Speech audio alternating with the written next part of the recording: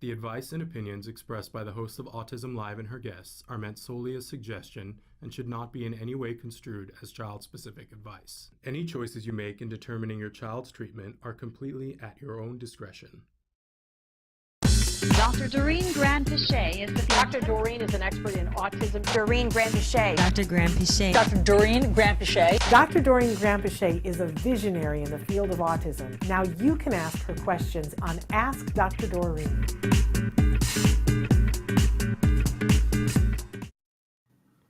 Oh my goodness, I'm so happy to be here. Good morning and welcome. Good morning. Good morning. Good morning to and welcome to Ask Dr. Doreen on the Autism Network. I'm Shannon Penrod and I am here with the woman herself, Dr. Doreen Granpeesheh. We're always so thrilled to have her with us. If you don't know, she's a true expert in the field of autism, having been working in this field for more than 40. Yes, I said 40 years. I know, stop. It can't be, but it is. So get over it. Have your feelings and let's move on. But she's been working in that time period with all different individuals on the spectrum, from very young babies up through senior citizens, working with families. She is the most empathetic person that I have met ever in any field doing anything. I think that, among her many talents, her ability to perspective take is absolutely brilliant. I also believe she can see around corners, but then don't ask me. She's remarkable in her love for our community and her devotion to our community. So we welcome her here. She's going to answer your questions in real time. We are live right now on Facebook, on YouTube, on Twitter, and about a dozen other sites. Good morning, Amanda.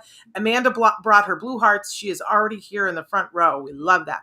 You guys can be writing it in the chat too. All you have to do is, if you're on any of those platforms I just mentioned, just write in on that platform. It shows up here. If you are watching in podcast, you're still a part of the conversation. We are the #1 rated autism podcast worldwide. Just saying. But that's really because of you guys have written in. Please keep writing in, liking, sharing, and please give us reviews wherever you watch. And our fabulous Traven is going through some of the places where you might be watching the podcast. But you can write in if you're watching in podcast. Please feel free to write into our chat on autism-live.com. I get the starter questions there, or from my email, shannon@autism-live.com.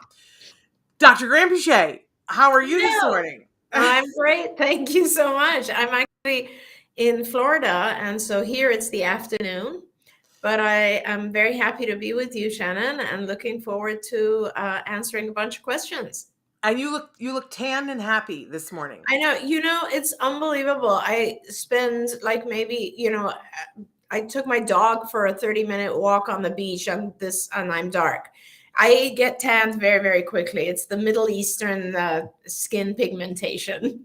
I used to tan like so easily. I think I was born in Puerto Rico. Yes. And I'm not heritage-wise, I'm not from Puerto Rico, but I was born there. And I when my parents came back stateside, my dad was in the Air Force. I was a brown child forever. I was a brown child.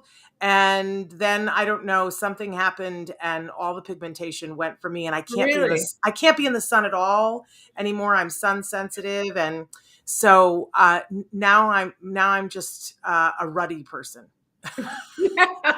I'm just ruddy. That's all I am.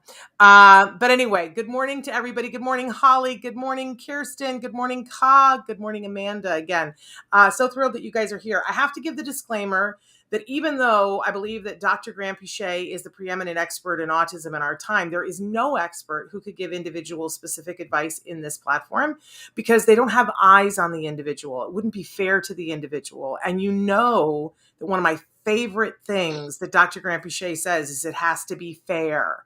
So we're being fair here, but that doesn't mean you can't write in and ask questions. Please feel free to do that. Parker's already written in a question. We're going to get to Parker's question in just a second.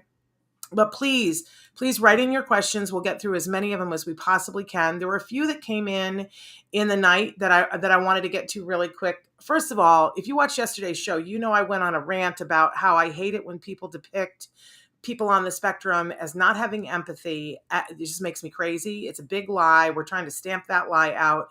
And this next question just goes to show how deeply people on the spectrum care about the people around them. It's just that sometimes they don't know what to do. And Shannon, sorry to interrupt you, but Parker just wrote in, and Parker is like an amazing example of how much empathy someone on the spectrum can have. Honestly, Parker, I just love your question. It's fabulous, and I will answer it. Yeah, but let me get to this one first, Parker, and then we'll get to you. So this is another person who identifies themselves as being autistic. They say, my sister, who is a 35-year-old female, is leaving her husband and is upset. I want to help, but I'm autistic. What things should I, and he identifies himself as a 28-year-old male, try to do to help her feel better? He also says, I am also a hikikomori, agoraphobic social recluse, which makes things harder. She's staying with me and our parents with her 2 sons at the moment. The 2 sons are 8 years old and 4. She was with her husband for about 19 years, and they got married about 10 years ago. No one's told me the details of why she's leaving him, but she's told our parents. They understand these things more, I think, and would give way better advice than I could give, since I haven't had a girlfriend before. All I know is that he did something silly and that they've struggled in their marriage for the past few months. Today, I made pasta as dinner for me and for her. I've also looked after her kids at points in the last 2 days. I'm not sure if her kids have been told what's going on, but the oldest one isn't stupid and must know that something isn't right. I guess I'm asking for general advice on how to help, but also, how should I react to things? I'm sad because I have known her husband for most of my life, and we regularly have spoken about computer games, and we've been playing together online. Does this mean that I should remove him as a friend on PlayStation Network? How should I help my sisters in ways that I probably haven't thought of? I mean, if we could all have a brother like this, how lucky would we be? Honestly, she's very lucky to have you as a brother, and that's just everything you wrote in itself is so caring. It's incredible. And I want to say, and I guess some of this also goes to answer Parker's question as well, which is, we all have our own perspectives when something happens that changes us or affects us socially or affects our family. And it's the best way to deal with a situation like this is to actually ask your sister, how can I help you? Ask her what she is going through. And what you did, for instance, making dinner for her and watching the kids, that is fantastic. That in itself is wonderful, because I can tell you, I've been through divorce, and I can tell you that when we're going through a hard thing like that, I think one of the hardest parts of it is not showing your extreme sadness to your children, or whatever emotion you might be going through, sadness, anger, frustration, whatever, and trying to protect the children from that is a big struggle. So you watching the kids, I think, is something that will definitely be beneficial to her. But there could be a lot of other things that you can do. Sometimes when we're going through hard times, really all we want is just company. We don't want to be alone. We want someone to hang out with us. Maybe we want someone that we can just kind of talk to or tell what we're going through. But honestly, the best thing you can do is ask her and just say, I love you. Express how you feel. Like, tell her, I love you. I want to help you. I'm here for you. Tell me what to do. I don't know what to do for you, but I care.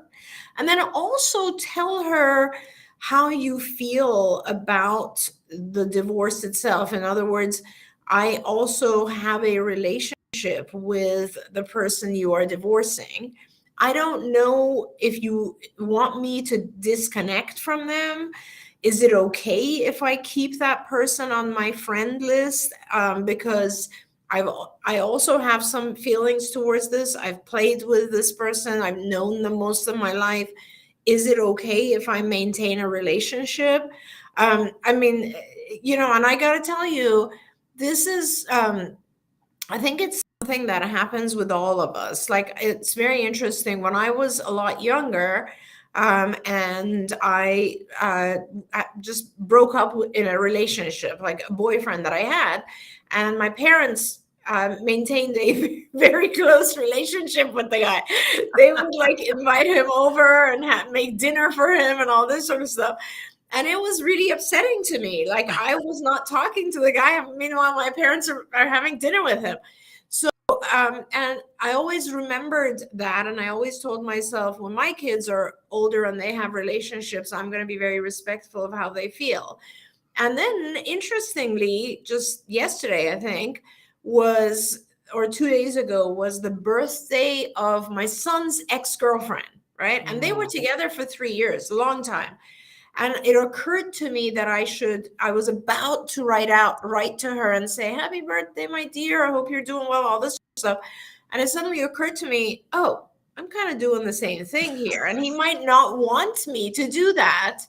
And so I asked him, do you want me would you rather I do or do not? And, it ended up that I left it alone, fortunately. So that's why I think it's important to have that conversation with your sister and say, what can I do for you? How can I help right now? And also tell me how you feel. What do you want in regards to my relationship with the person you're divorcing? It's tough. It's tough all around. Any kind of change, as you know, Shannon, especially in the family structure, is very difficult to adjust to. Absolutely.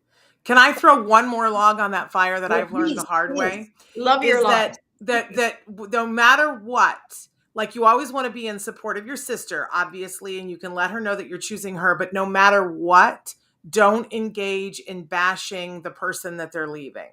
Yeah. And especially not to the children, because the children, there's nothing healthy about that for them. But also, people get back together.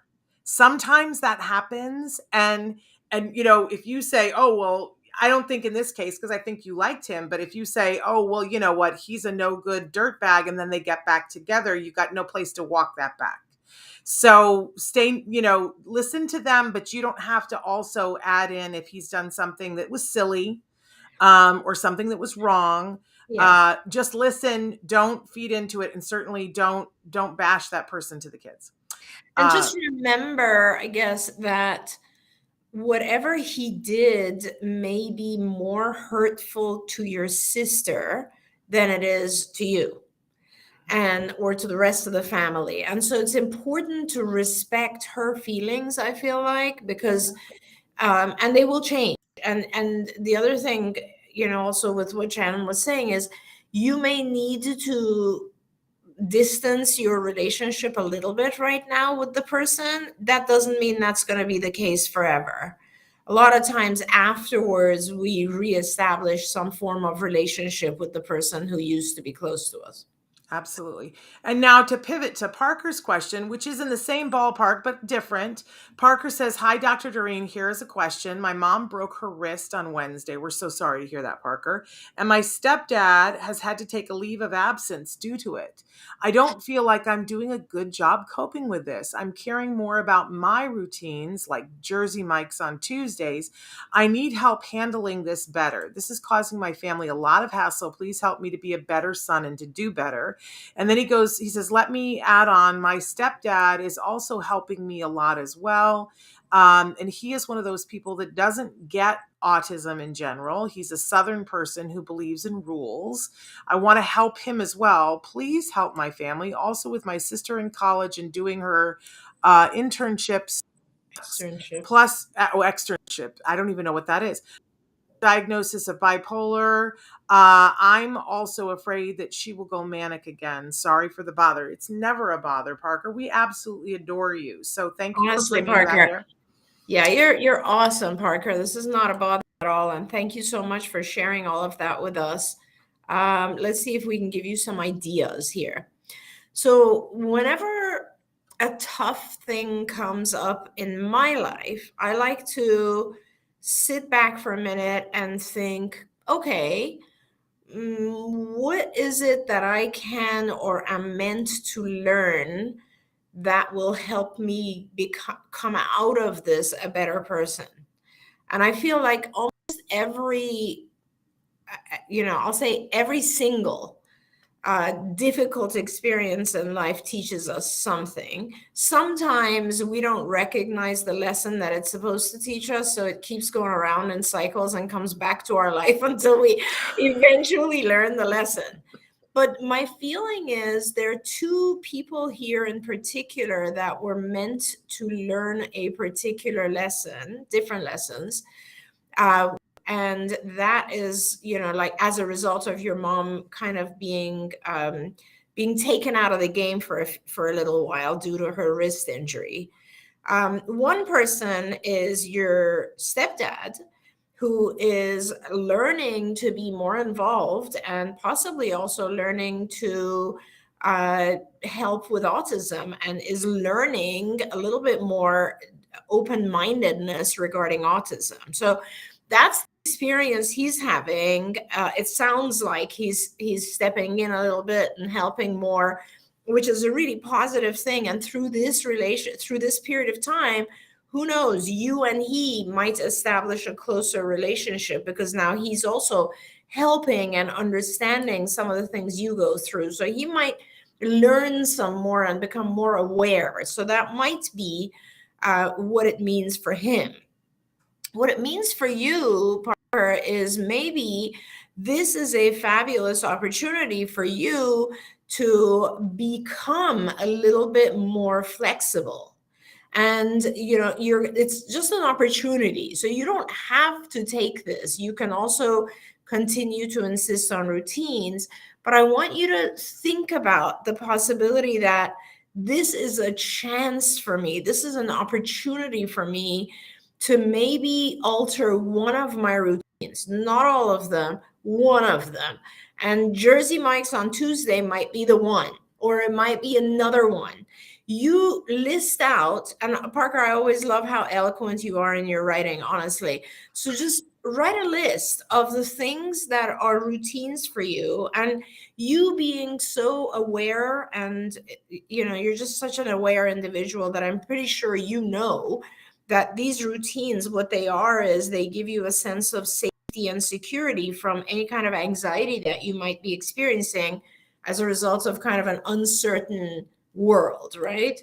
So, by the way, just to add to that, look at how well you are handling it. Great. Like, you're here, you're writing to us, you're still Parker, and you're doing a great job. So just write out the little routines that are meaningful for you, and see if there's a chance that you can give up one of them this week, just one of them, and maybe one of them next week. And that will be not only a big help for your mom, but it'll also be a learning and progressive experience for you, because you will now realize, I can actually, when I put my mind to it, I can alter these things. They don't control me, I control them, right? And the other side of it, Parker, is that understand that what happened is an anxiety-provoking situation for anyone, not just you. If my mother broke her wrist, if any of us had a family member, close family member, become disabled for a period of time, and someone who's very active, like if I was the one who broke my wrist, let me tell you, all of my kids who are adults and my husband, everybody's anxiety would go up, because they would be realizing how much stuff they have to do that I used to do, right? And so having heightened anxiety is a very normal response to what happened. And that's what you're experiencing. You're experiencing heightened anxiety, which is why those routines become so important to you, because the routines calm your anxieties. See if there are other things you can do to calm your anxieties this week. Just for instance, maybe listening to music. Maybe one of the things is just like, as our other viewer had written in, maybe there's something you can do around the house where you even establish a adaptive, healthy routine doing it, like, I don't know, washing the dishes, something that will actually help your mom and stepdad right now. And again, in your case, you could also ask. You can also ask and say, hey guys, things have changed. Is there something I can do to help? Can I take out the trash? Can I do the dishes? Can I pick one thing that you can do that will help them? And then that can be your new routine, right? Give some thought to those things and see if it helps. As always, you have the best advice. And I love, this is one of the reasons, many reasons why I love you, is that, you don't ask us to take everything on at the same time. Oh yeah. That instead, and she does the same thing for me, Parker, that when I've got a lot going on, she'll say, hey, Shannon, how about if we not try to conquer everything today? How about if you pick one thing? And that's always really helpful when she does that for me, Parker. So I'm glad that you got to hear that too. And I too congratulate you. I think you're doing a great job. Yeah. Whatever a parent says to me, what can I do to be a better parent? I go, well, already I know you're an amazing parent, because only the people who ask, what can I be doing to do more, are the ones who are the really good ones. And for you to say, what can I do to be a better son? You're amazing. So I love that. I do want to get, Susie wrote in a question, which I think, we cycle on all the time. What are some questions to ask when looking for a good ABA provider? Thank you, Susie. I think it's a perfect question. Susie. It is. That's like an area that Shannon and I are both pretty passionate about. So I'm really glad that you asked. And I'll throw some out, and Shannon, please throw some out as well. I guess I would start with finding out about the credentials of the people providing the services. So, I'm not big into, I don't care about licenses or degrees, but having a BCBA or board certified behavior analyst kind of gives you some level of assurance that the ABA that is taking place is at least of a higher quality. And those are the individuals who are the supervisors, are usually BCBAs. And in terms of therapists or individuals who are actually doing the direct work, you should maybe ask and say, how many of your therapists are RBTs, registered behavior technicians, or BCATs, board certified autism technicians. It's kind of important to make sure that these credentials are somewhere there, only because you have to go through a ton of training to get these credentials. If someone doesn't have the credential, it doesn't mean they're not good. In fact, some of my favorite therapists don't hold these credentials, but they have 10 years of experience. So that's kind of the other side of it, is how much experience do your therapists have? And if you're hiring therapists, how much training do you give them? That's a really, really important question. Take a look at the training that's given to the individuals. And it cannot be all class time, because we learn the best when we're actually doing hands-on practical work, right? So those are some questions, the credentials, the training. And then I think I would ask how much parent training and education is provided, because I think as parents, the more we learn about ABA and what's going on with our child and autism and the treatment program and all of that, the more involved we are, the more we know the data that is being collected is actually good and accurate. And we just give it a different level of quality if we're involved as parents. So I would find out what parent training they provide. And then I think for me, it's really, really important. Like there are some incredible behavior analysts out there. In fact, I'm just about to interact with one of them because I'm trying to help someone open a series of clinics in Saudi Arabia. And there are some providers of ABA who are fabulous at ABA, but they absolutely do not give any credence to anything else. And I pull back from that a little bit. I have a hard time with that because, you know, obviously I'm a behaviorist, I'm a doctoral level behavior analyst, but and I'm a psychologist, but I have always known that this is not a learned disorder. And yes, we're changing behavior, but it's a human being. And this human being has medical needs, dietary needs, sleep-related issues, immune-related issues, pain, gastrointestinal issues. And so for me, those providers of ABA who are open-minded about what else is out there, and they're open-minded about learning and saying, oh, okay, so, well, this child has a lot of dietary issues. I'm going to respect the diet that the child is on. I am going to make sure that we don't mess up this diet. I'm going to make sure the child is also able to receive his occupational therapy because he has sensory needs. I'm going to make sure that I communicate with the physicians involved because this child has seizure disorder, or whatever it might be.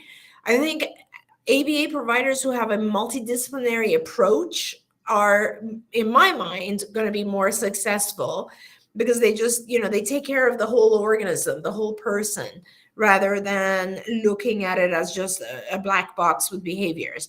So to me, those are some of the more important things. Shannon, what are your thoughts?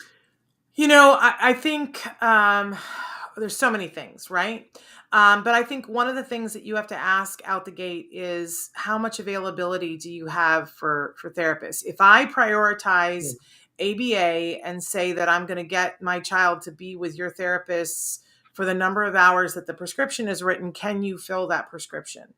Or are you only able to do half of it? I think you need to know going in. And I'll tell you why I think that that's a good question to ask, because I think you need to set the tone with your ABA provider and let them know you're taking it seriously. Yeah. Because that would be my first question. And then my second question would be, as much as we're going to prioritize ABA, we want to know that you're working in a multidisciplinary way. But I think my fear is that if you start with the multidisciplinary question, that they'll be afraid, because we see a lot of families, I'm sure Dr. Granpeesheh, that they're like, well, we'll do ABA, but we'd like to do 8 hours of ABA, and we're going to do 10 hours of equine therapy, and we're going to do speech and OT, but we only have time for 10 hours of ABA. Yeah.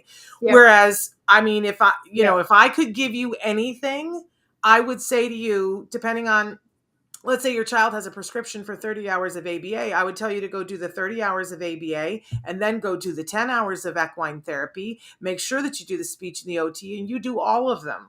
Yep. And you'll be on a treadmill, but in a couple of years, you'll be like, whoo, wasn't that amazing? Look where we are now. Oh, yeah. But I think a lot of ABA providers have gotten used to parents who are not committed. So I would lay that groundwork first and tell them, you're committed. Are they going to take it as seriously as you are? Because I think that sets a tone. Yeah. But then I don't know how to ask this question, Dr. Granpeesheh, but one of the things that I walked away with a couple of weeks ago, and I want to know from you, how do you ask? I want to know, how do we find out that they're going to look at it and with your eyes and say, is it fair? Because I see a lot of ABA providers who don't understand that. So what's the question that would get to that, to see if they understand that concept? I don't know. Yeah, I mean, so here's the problem. I'm coming, and I'll put on my ABA hat for a minute, right? Okay. And I'll say. And by the way, Gina has written in and said, "Good morning. What is ABA?" Ooh, I love that. Applied behavior analysis, Gina, and I will. After I finish this question, I'll probably talk about that for the next 15 minutes or so. So just bear with me, Gina. Yeah, stick with us. But so as a provider, I want the parents to know that the minute you start asking a lot of questions, a lot of the providers become defensive. Yeah. And they are in a position right now where there's like a huge need, right? I mean, there's wait lists everywhere. And so it's a little problematic to make them defensive, because they're kind of, providers are in a very arrogant space right now. And they're kind of like, it's got to be my way. And, you got to just deal with it. And that's that.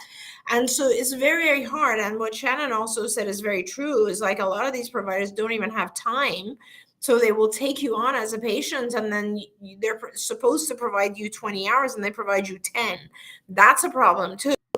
But I don't know that there's a question that will help determine if the provider is looking at things in a fair way. And what we mean by that is this: you never want your child to go through an intervention that doesn't make sense to you. So the provider must have taught it to you and explained it to you first. That's really important. I would never do anything with any of my kids if the parents didn't understand exactly what I'm trying to accomplish, because sometimes the kids will go through, and some of you will know this, they'll go through hours of crying, and your ABA therapist will say, or BCBA will say, let them cry. It's okay. But as a parent, none of us are willing to let them cry unless we know why we're doing that. Unless we know that we're letting them cry because if we don't, then they're learning to cry as a form of communication. And it's important that we understand all of this. And then we as parents, like when I observe, Shannon, is when I really learn whether someone is treating a child fairly, because the amount of, I guess, stress, ABA is all about teaching a lot of stuff, right? I want to teach you not just to challenging behaviors are not okay, but I want to teach you all the right language, all the right social, all the right adaptive, all the stuff you need to become your own age level. So I'm going to give you intensive tutoring. So there's a lot of demand. There's a lot of pressure. So at the same time, there's got to be tons of reinforcers. That's how you make it fair. If you are pushing a child, you need to make sure they're feeling really rewarded as well. And then the child will let you know if it's fair, because the children who are getting good ABA are generally happy. They're not going through a rough time forever. Maybe the first 6 months when they're adjusting is a little tough, but they're generally actually looking forward to it because that's where they learn and that's how they benefit. So Shannon's right. It's very important to make sure you have a fair program so your child is not continuously unhappy. They have moments of stress, but they also have moments where they feel very accomplished and feel good about themselves. And are having fun. And they're having a great time. Exactly. Yeah. So I would say, Shannon, along with that, you made me think that a good ABA program has a lot of meetings with the team. That is important for supervisors to change the program continuously. Like when I work with a child, and if the child is having a really hard time and it's already 2 weeks of that, I'm going to change the program. I'm not going to blame the child. I'm going to say there's something wrong with the way we're teaching. We either have to increase the reward, we have to make it easier, and we have to make sure this child is looking at the model and learning. So modifying your program constantly is a really key feature of a good ABA program. Actually, Shannon, didn't we write about this? We did, and I just haven't published it yet, but it's coming. I know I keep saying that, but April is coming. I got to get it published in April. Yeah, great. Everybody should fire me. Everybody should write in and fire me if I don't get it published in April. It's just like heinous, and there's no excuse. So I'm not making any. Anyway. But so maybe we can tell Gina, because Gina's like, okay, you just talked about this, but I don't know what it is. And every once in a while we need to go back to basics. What is ABA? Ooh, I love that one. So it's so fun to talk about what is ABA. ABA is it says applied behavior analysis, and it is based on the area of psychology called operant conditioning. It's a part of psychology. And it's kind of a learning technique, teaching technique, right? But it's based on operant psychology, operant conditioning, which says any behavior that is followed by a reinforcer is going to increase. And any behavior that is not followed by a reinforcer or reward is going to decrease. Now, forget about autism for a minute and just apply that to normal behavior, life, right? So you go to work That's the behavior. And what maintains that behavior? Why do you continue to go to work? Because you get paid. That's your reward. You get paid. Now, sometimes the amount you get paid is not enough, but your social environment at work, your friends and colleagues, adds to the reward. And bottom line, the reward, the reinforcer, becomes enough to keep you going to work. If suddenly you didn't get a paycheck, trust me, you wouldn't go to work. Most of us will not go to work if we don't get something out of it. Okay. Now, and you could be getting other rewards out of it aside from money, obviously. So look, now take that concept, and how do we apply that concept to autism and the treatment of autism? We list a bunch of symptoms or behaviors that we see in the individual. For example, this child doesn't have enough language skills, doesn't have enough social skills, doesn't have enough play skills, but they have too much tantrums. They have too much aggression. They're communicating with really a lot of challenging behaviors. They run away, they hit, they fight, all that, right? So I want to decrease these and I want to increase these, right? I want to decrease those challenging behaviors and I want to increase those skills that are a little bit behind. So what do? The ones that I want to decrease, I make sure the child doesn't get rewarded when they do those behaviors. What does that mean? That means whenever a child tantrums, I figure out why they're tantruming. Are they tantruming because they want to try to gain access to an object, like get a toy from another child? Are they tantruming because I just told them we have to get ready and go and they don't want to go? There's always a reason. And I do the contrary to that reason. For instance, if the child wants to get access to a toy when they tantrum, I make sure they don't get access to the toy. And that teaches the child over time, hey, every time I tantrum, I don't get any kind of reward out of it anymore. Remember the concept? Reinforcer is not there. So that behavior goes down. As that behavior goes down, it also is super important that I teach appropriate skills, this side of the angle, right?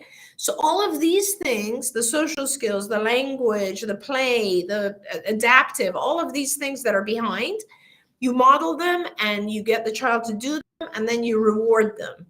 And so these are increasing. So you're teaching adaptive skills at the same time, you are reducing these challenging behaviors, and then you get to kind of a balance, which is what we find in neurotypical kids, right? With neurotypical kids, they also tantrum. They just don't always tantrum when they want to communicate. And we try to make it so that our children learn to use their language, their social skills, etc., instead of these challenging behaviors. And then that's kind of ABA. And then, of course, it gets more advanced as the child ages. And the idea with ABA is to get the child to a point where they can just learn from general education and keep going. And I just want to say, in case they didn't get it, because it was so eloquent what you were saying. So, because a lot of times people miss the finer point that you don't just say, no, I'm not going to give you the toy for the tantrum. Over on the other column, you're teaching them how to appropriately ask for and get the toy. Did everybody get that? Because that's what's key. Because when I'm the child, if I've learned that if I throw the tantrum, grandma gives me the lollipop, right? Then I'm going to throw the tantrum because I want the lollipop and that's what's required. And if I find that every time I throw the tantrum, I don't get the lollipop, but if I just nicely say, can I have a lollipop? Then grandma gives it to me. It is easier for me to ask for it than to throw the tantrum. Once I've learned how. That's key. And that's important because you don't have to also, like, a lot of times I'll say that, Shannon, and then a parent will come back and say, but my child's nonverbal. It doesn't matter. Your child does not have to say, can I please have the lollipop? They can point to an icon of a lollipop. And every child can learn to do that.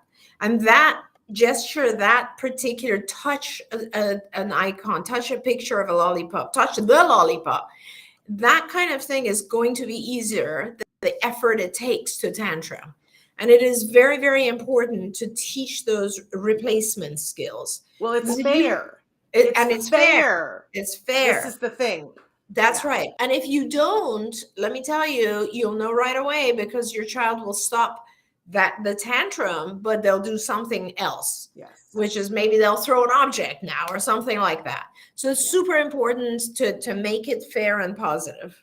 Yeah. Good ABA is going to give them the skills to get their needs met. Yep. I think this is what people miss out on all the time. That's right. But it has to be fair, or that's not happening. So I so appreciate that. Okay, back to our questions here. NH says that they've got a 4.5-year-old who speaks mostly in 4 to 7 word sentences. They can answer many interverbal questions, which woohoo, that's fantastic, including how and why, and has good, albeit still delayed, vocabulary. But he still struggles to have a conversation. She goes on to say, when is a reasonable expectation for when he could converse? He just wants to talk about his interests, which is fine, but I also want to have a conversation someday. They also say, oh, and he has lots of different questions for us, although that only happened the last few months. It's trouble sustaining back and forth. I'm sending you a hug. Dr. Granpeesheh, go on in. So this is super exciting, NH. I want to tell you, like, you're at a very, very good place. And I love that place. I wish I was still treating kids and I would take your child, because this is such a fun place to be. Okay, so I have a lot of thoughts about this. First of all, don't worry, you're in the right place. Don't panic. Let him develop his conversations around the topic that he likes right now, because my assumption is that you haven't done a whole lot of work on theory of mind. I don't know. But a lot of these things, when you get to this advanced of a level where your child is, there's a lot of things that have to happen kind of together, and then they come together in a solution. And I'll give you some examples right now. So like, you're working on intraverbals, and that's fabulous. That means he can have conversations of an abstract nature about things that are not physically present in front of him, except they just have to be the subject that he likes. When it's the subject that he likes, what is he doing? He's not taking anyone else's perspective. And that's a problem when it comes to social behavior, because, how many kids are going to hang around and let you dominate the conversation and just talk about whatever it is you want to talk about? Kids are going to expect some level of interaction and taking turns and perspective taking, right? You will need to work on him understanding other people's perspectives. There's a series of lessons that we would normally do. I got to publish this, Shannon, because it's just, it's so important to talk about these things. Like, I bet you your child, if you asked your child, throw a party for me, okay, mom, and then you'll say, okay, who are you going to invite? Let's draw who's going to come to this party. Everybody will be his friends. There'll be, kids' toys there. He will have a very hard time seeing the world from your perspective or anyone else's. So you're going to have to start doing activities that will help the child see that different people have different desires, different beliefs, different knowledge, different perspectives, different sensory perspectives even. And as your child learns that area, which is called cognition and metacognition and like learning about other people's perspectives, as he learns that, then this whole concept of conversing about things that are not necessarily interesting to him will start to take shape. But he's only 4.5. So the good news is this area of perspective taking begins around 4.5 in typically developing kids. So do not worry, because you're on the path to learn. He's on the right path. He's right where he should be. And you just need to point out, keep asking him questions like, oh, look at that little girl and she's crying. What do you think happened? Like, and prompt him and let him start pondering those ideas. Oh, maybe she got hurt. Well, what could have happened? Did she fall off her bike? Did somebody say something mean to her? Start getting him to think how other people feel. And that's a very important, that's just one phase of the whole perspective taking thing, is how others feel. And as you're getting him to notice a lot of that sort of stuff, now on the language side, on the conversation side, you're going to have to teach him to start expanding. Now, and it'll be the topic of his choice. Get to a point where you can, and by the way, I'm guessing he's also able to maybe visually follow some cues. I don't know if he's able to read. A lot of our kids at that point are reading. If you can somehow teach him that you will say a sentence, then he has to say a sentence, then you will, then he will. Like, for example, you can do it as a lesson. Like we had several lessons that were called statement, question, statement, that sort of thing. So I would say, I had toast for breakfast. And then I would prompt the child to say what he had. And then I would say, my breakfast was delicious. And then I would prompt the child to tell me how he felt.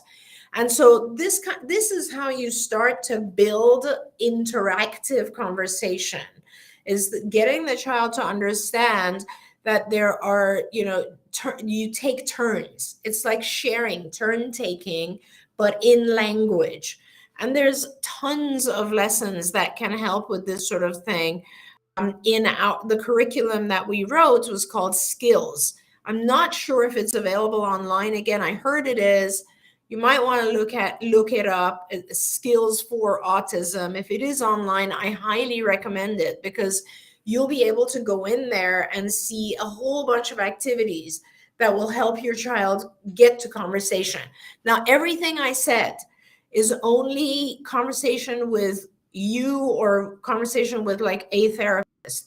This has nothing to do with conversation with other children, because that comes later. That's another phase of, once he has to get better. Again, this goes back to what Shannon was saying, always do one thing at a time.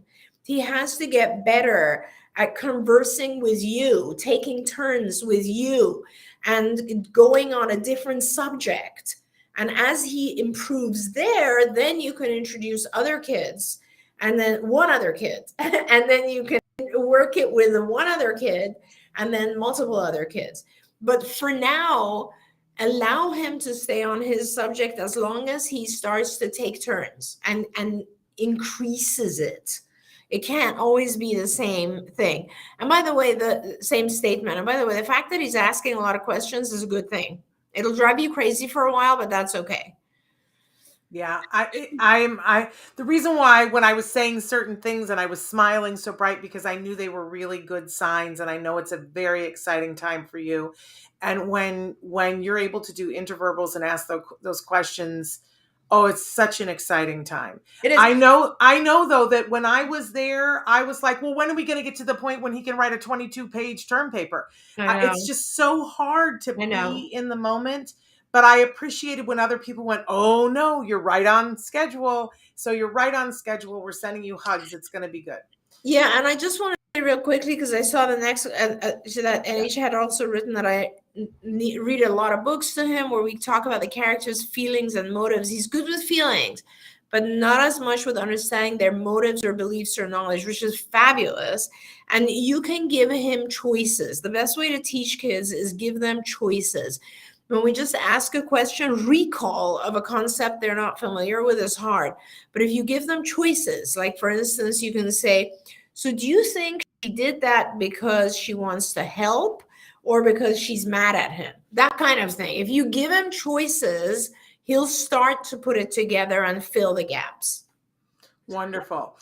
We had a question that came in last night. What's the best way to get my son away from using a sippy cup? He's only 2 years and 3 months old. That's kind of young. I mean, so what I did with, you can buy some sippy cups where the top of the sippy cup is just soft plastic or it's relatively soft. And what I would do with my kids who had sensory issues, so they kind of really wanted something that was in their mouth, was I would very gradually cut the whole of the sippy cup a little bit more. So it got to a point where it was super wide. And then I would just remove the thing and they wouldn't even know. And you just make it wider. And that's the way to go. But I'm not sure. Just try it and see. You want to make sure that you're not doing something that's going to cause the child to stop drinking. And sometimes our kids really want their sippy cups because of the sensory feeling in their mouth. So test it out. 2 and 3 months is pretty young for me, I gotta say. You'll get there eventually, but do you need to do it then? Somebody else wrote in, and I'm by the time this was last night, but I'm sure by this morning they've already been to the doctor. But the question is still valid. They said, hello, my 3-year-old is not feeling well at all. He has a horrible runny nose, a wet cough now for 2 days. He just looks miserable, and I haven't been able to help him. Just checked his temperature, and it says 100.6. I just can't get him to swallow any type of medicine, and it's making me so sad. He only drinks water and milk, so I've tried mixing medicine in there, but he notices and he won't take it. He doesn't eat applesauce or yogurt, so I can't mix it in there. He has an appointment tomorrow, which would be today at 9 a.m. I just wish I could get him to take medicine. How do you guys do it when your kids are sick and don't like medicine? Yeah, this is tough. Did the parents say how old he is? 3. 3, yeah. Yeah, God, let's just start by saying that there's nothing worse than when our kids are that sick. Like, it's just awful. It's just awful. Yeah. And this is a little guy, and he's not feeling well. 100.6, I think, is what she said, is not too bad. Right. But here's the issue. Sometimes it's a lot easier to teach certain things when they're not sick, which then become useful when they are sick. So what I'm going to suggest to you, it's up to you if you want to try it now. And if he's not feeling too good right now, might not be the right time to teach. Because when we're that sick, a lot of things it's hard to learn, right? Who wants to work when they're sick? But here's how you do it. You basically have to identify, and this is the whole concept of behavior and ABA, is that you have to identify powerful reinforcers. If you don't have powerful reinforcers, you just pack it up, because there's no way you're going to teach. And powerful reinforcers can be a variety of things. So for instance, in a case where the child is sick, a reinforcer could be something cooling for his throat, like ice cream, or frozen yogurt, or a popsicle. That might be something that he wants. On the other hand, sometimes when kids have sore throats or are not feeling well, they prefer something hot, like oatmeal or soup or whatever it is. You have to identify kind of what is a powerful reinforcer. And I'm going mainly with foods right now, because when we're sick, we don't really find too many things to be rewarding. We're not interested in our books or this, that, or the other thing.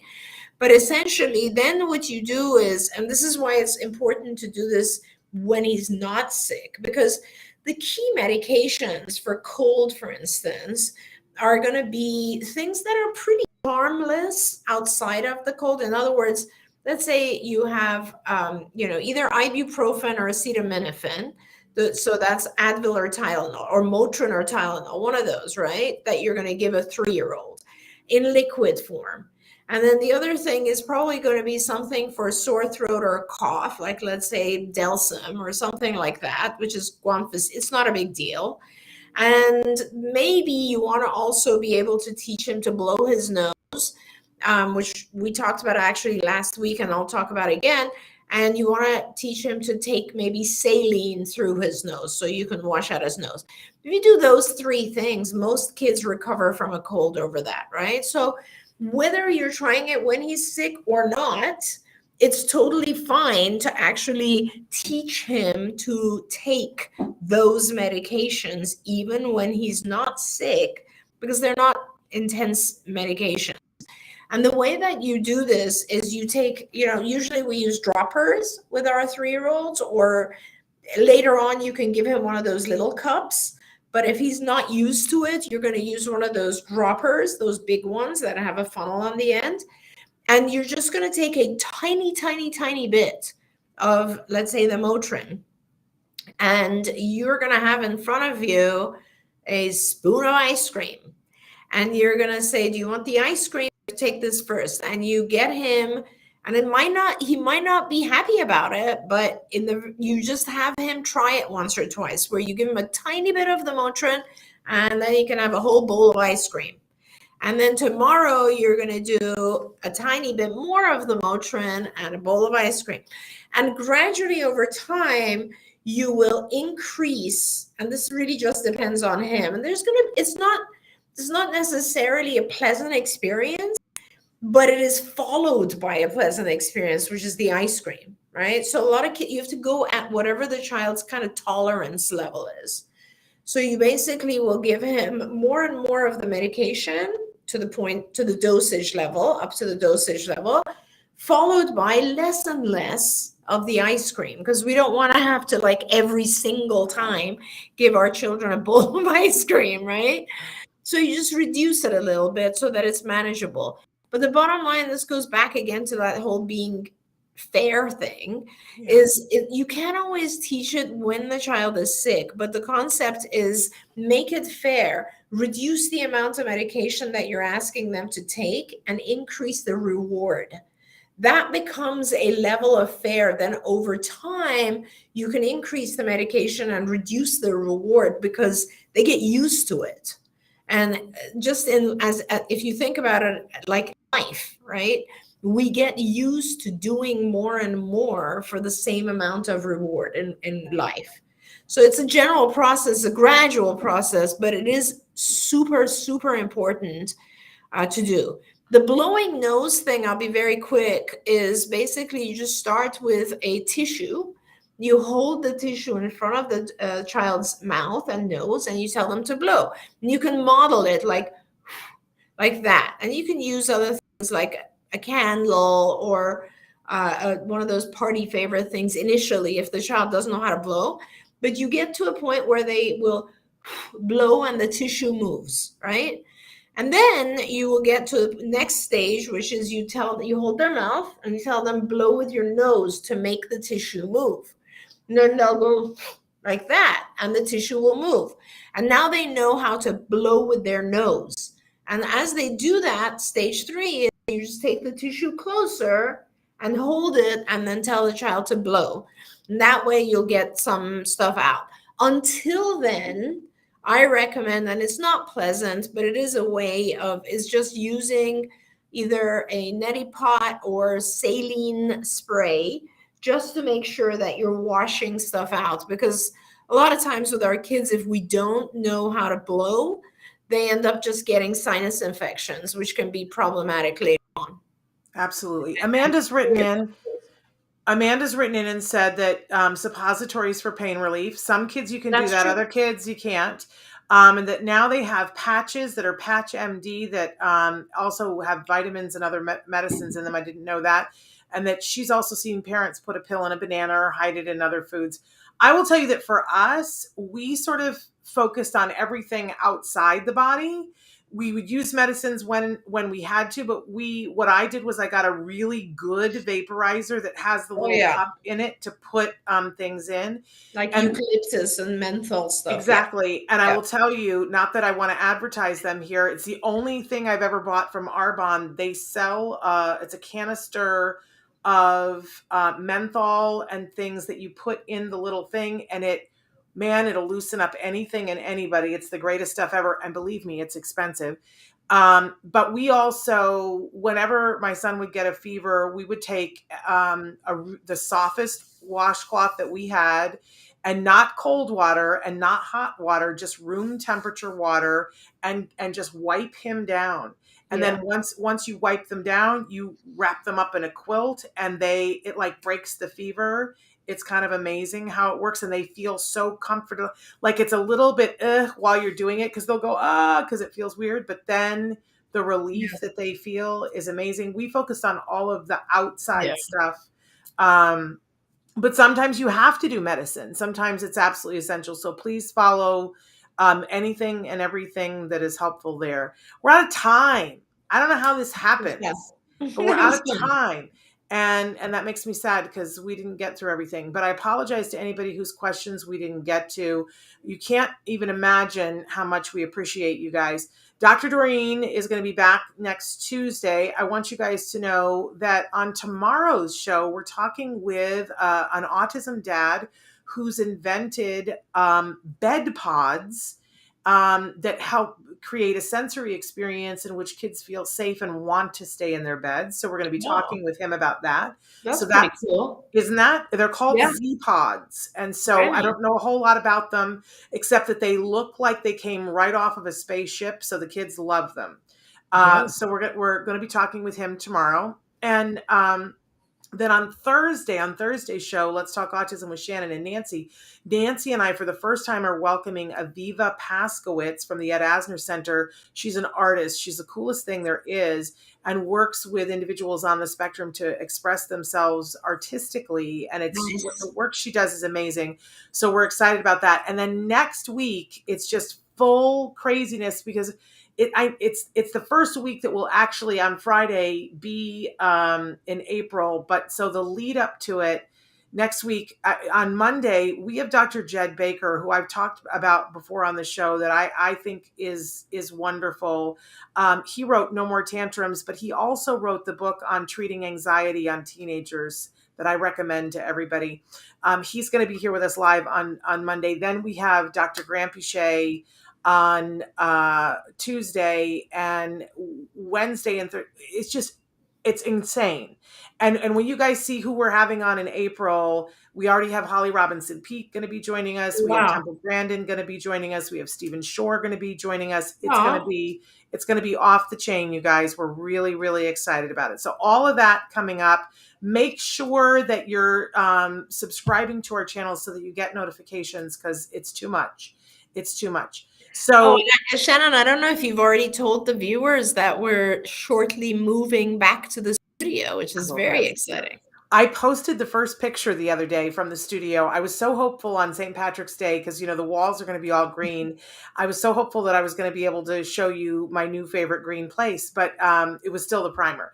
But I did post a picture on Facebook of our new studio, and we are expecting to move in on April 1st. We won't be doing shows there April 1st, but later in April. It's so exciting, you guys.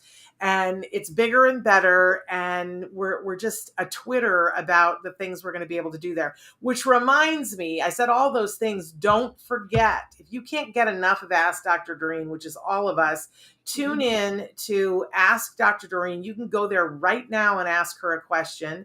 She is on TikTok. Believe it or not. It really is 2022, isn't it? Dr. Doreen is on TikTok. Now I've heard everything. But it's amazing how fun it is.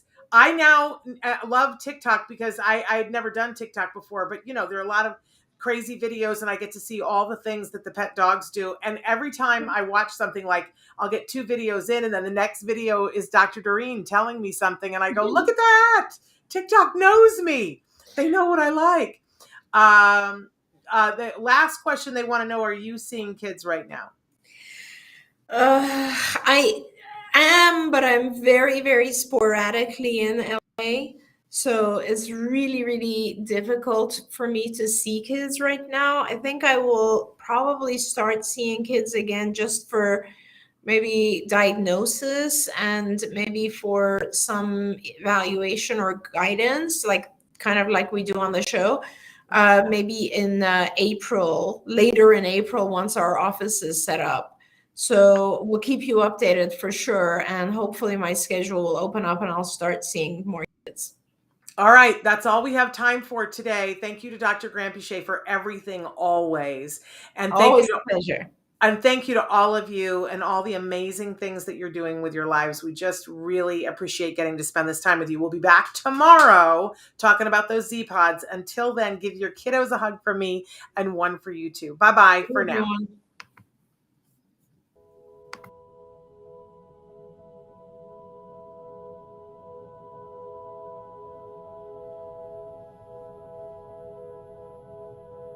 If you found anything helpful in this video, please give us a like. In fact, make sure that you smash that subscribe button on YouTube and give us a like on Facebook.